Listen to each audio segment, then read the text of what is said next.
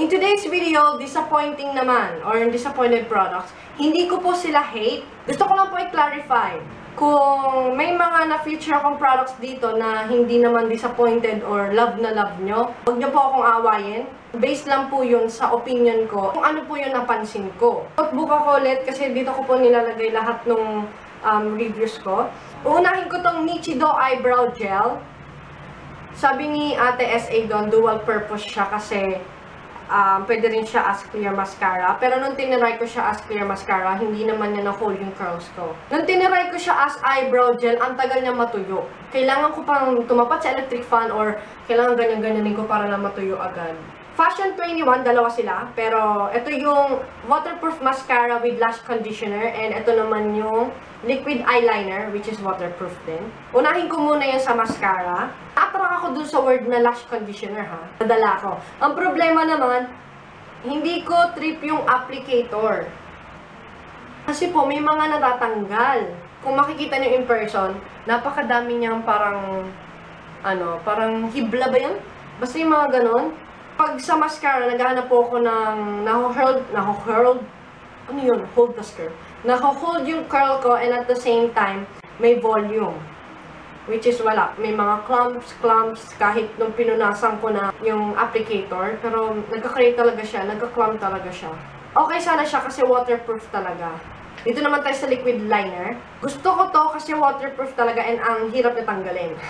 Pwede siya pag, let's say, nag-ano kayo, na party-party, ganyan.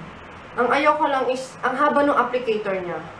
Mas preferred ko yung sa e.l.f. kasi hindi siya ganun kahaba. Ito kasi ang haba niya talaga, ang hard niya i-control. Okay sana siya kung mas, talaga mas shorter yung, yung applicator. Next, Rimmel London Scandalized Flex Mascara. Una sa lahat, nagustuhan ko yung applicator niya kasi malaki.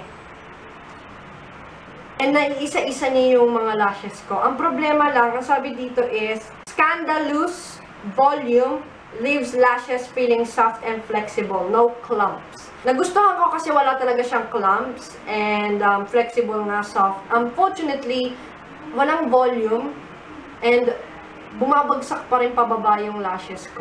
Everbilena Advanced HD Eye Pencil, I got the soft black and natural blonde. May mga nag-comment po sa inyo dun sa may Rimmel BB Cream review ko na sabi yung sa eyebrow ko is hindi Alam ko po yun. Sinadya ko po yun kasi tinry ko lang siya. Bago ko kasi sinasali sa mga videos ko, I make sure na ginagamit ko muna.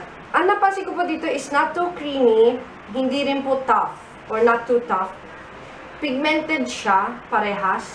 Yun nga lang, hindi niya ka-match. Especially itong natural blonde. Kasi sabi ni Ate SA is, match daw ng hair color ko. Pero unfortunately, hindi po. Darker yung dating niya. Kung meron po kayong dark brown hair or yung tipong saktong black lang yung hair, pwede ito sa inyo. And kung sobrang black naman yung hair nyo, itong soft black. Ito yung soft black, ito yung natural blonde. Hindi ko po isasuggest sa waterline kasi masyado siyang harsh, ang sakit. Mas perfect siya pag sa eyebrow. Nichido! Nawala na yung print niya. Nabura. Extra, pero alam ko ito yung extra waterproof eye pencil in black. Ito po yung ginagamit ni Chakaria sa kanyang brows na sobra talagang babavoom. Nakikita nyo ba yan? May Q-tip or cotton buds. Kasi ito po yung ginagamit ni Chakaria pantulak sa product para lumabas dito. Ayan. Hindi siya natatasa. Hindi talaga. And hindi din siya retractable. Okay sana to kasi creamy. Yung consistency niya. Ito siya. Sponge! Binili ko po ito sa Inkheart Shop. Mas prefer ko yung Real Technique sponge. Although, hindi ibig sabihin na sobrang ayaw ko nito or hate. Hindi po. Ang hindi ko lang kasi nagustuhan is medyo matigas siya and medyo mahirap i-blend. Kailangan, mahaba yung pasensya nyo na i-blend. Kailangan ganyan-ganyan. Work it out. Work it out. Work it out. Kailangan i-work out nyo talaga ng very well. Yung pagbablend, ganyan. Pero ang nagustuhan ko naman dito is madali siyang matuyo. Dinip clean ko na siya lahat-lahat, pero andun pa rin yung color ng foundation. Compare sa Real Techniques, pagkahugas ko wala na. Mga traces ng makeup. Madali siyang mabutas. May butas na siya agad dito. Eh, isang beses ko lang siyang ginamit. The last one, but not the least. Alam niyo kung ano to? Eyelid sticker set na binili ko sa Chedelis Cosmetics during yung bazaar, super sale bazaar. It comes with 56 sticker, or yung tape rather. Etong white one, yung band niya is thinner compared dito sa my clear one. Sticker yung band ng clear one compared dito. Para siyang double adhesive tape.